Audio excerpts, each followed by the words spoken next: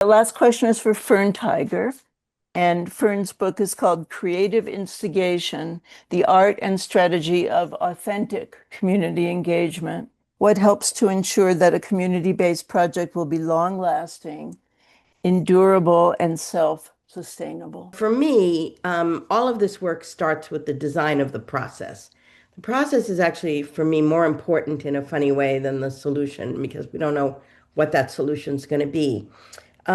So it's always important, at least the way I work, to think about how that process can be really authentic, how it can be memorable, as well as productive, by creating tools that are appropriate for the audiences you're trying to reach, and kind of building some kind of a structure that ensures that that process will engage people in a way that they'll want to continue engaging, as well as feeling ownership for this particular activity that we might be dealing with.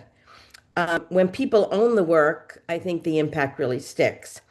And key to all of this is how you reach the people who don't usually participate. And because those are the ones, I mean, the people who always come, well, they're going to come anyway.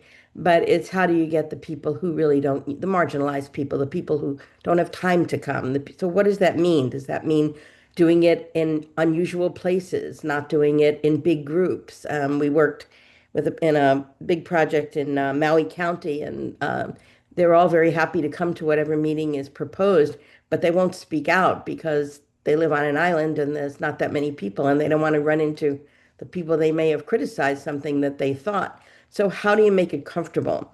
In that particular case, we did more than 150 small sessions that had no more than 10 or 15 people in them, and people invited the people to come.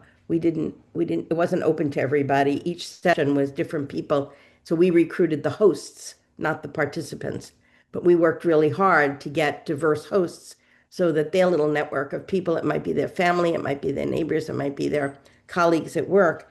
And in that way, kind of what emerged from these sessions, which were at everything from fireplaces to people's driveways, was a real shared vision for the future of the county. And it had a lot of credibility because of the way it was run and because everybody owned their little piece of it because they knew they could hear their voice in it. So I think in caring about that role of the process, I've actually seen some local governments change from kind of top-down presentations to embrace a real dialogue, not the usual you present and other people comment. And the reason I think they changed is because once people experienced real engagement, what I call authentic engagement, they refused to accept the old way. They didn't want to go to the meetings that were really top down. They said, we got to do it differently. And now I'm not saying that I would love to see this become more of a norm.